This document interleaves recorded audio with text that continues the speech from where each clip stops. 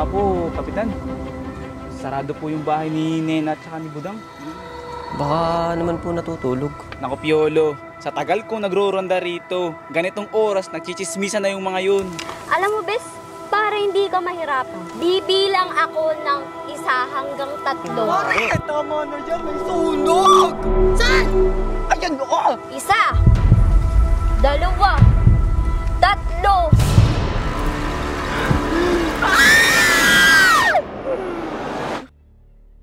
Ayang, bunot pala. Siya nga naman.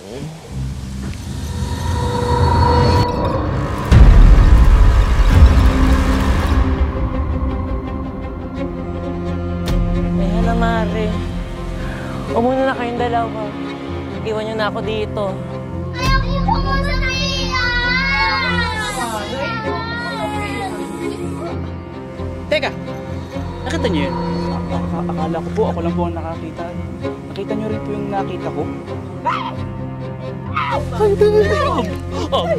Inay, anong